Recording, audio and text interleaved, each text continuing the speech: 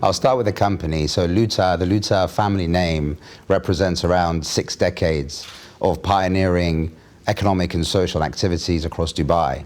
Luta Holding, which is the company I represent, was founded around 15 years ago by Saleh Saeed Luta. So it's a local Emirati family-owned conglomerate. And as of now, we currently fully own and operate 7 distinct businesses across 4 operating sectors, which we term as infrastructure, health, wealth, and technology. And as you can imagine, our portfolio goes across everything from real estate through to construction, logistics, as well as Islamic finance advisory and technology. In addition to the businesses that we actually manage, we then of course have our portfolio of investments, and the areas that we're quite keen on are at the intersection of technology, healthcare, and education. I myself am a career-long consultant.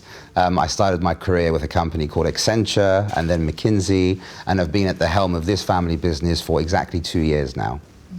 And your role within the family? I'm the group CEO, so essentially I sit at the holding level, overseeing those 7 businesses that I mentioned, as well as our investment portfolio. And obviously your Luta has gone from strength to strength, especially during COVID. Could you share some insights on that, please? Yeah, absolutely. I think that the nature of our portfolio luckily led us to have some inbuilt natural resistance. But I'd like to say that we did 3 things extremely well. And I call them caring for our people, caring for the cash, as well as caring for the future.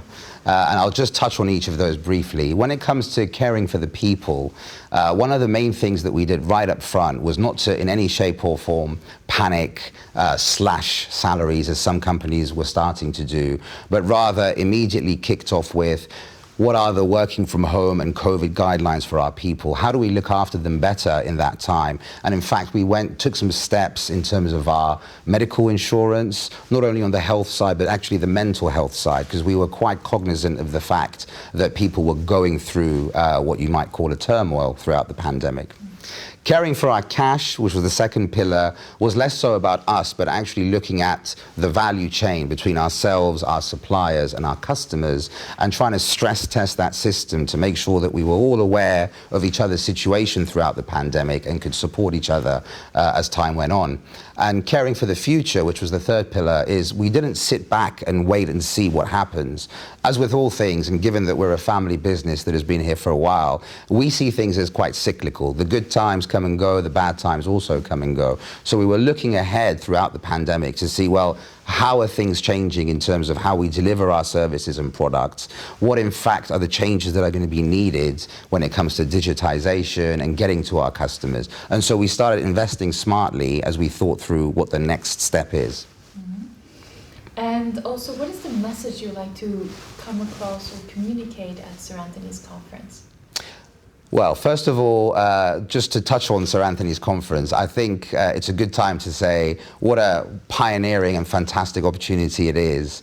I think that the way that it's curated, it leaves me with 2 things. Each time I leave one of Sir Anthony's conferences, one is the energy level, being surrounded by high quality people with, extra evolutionary and revolutionary ideas. You always come away thinking, there were so many extraordinary people there, and actually no one's sitting back on their successes, but they're looking forward for how they can do more for the economy and society. And I think the second part of that is actually because of the thinking and the new insights, you always come away with fantastic new ideas and ways you hadn't thought of collaborating with other players in the ecosystem. From my part, I would say that the 2 areas I'd like to get across are, firstly, as is evident, the UAE is and always will be open for business, whether it's through the pandemic and beyond. And we very much are looking at encouraging external organizations to come here and work with us in the region. And I think the second, from my perspective, is investing in that intersection of technology, health, and education. I think those 3 pillars are an area that I'm very keen on seeing how it evolves. Lastly, how do you see the vision of the UAE in the next coming years? I think it's a great question. I think the UAE is continuously going to evolve in becoming the best place to live and the best place to work.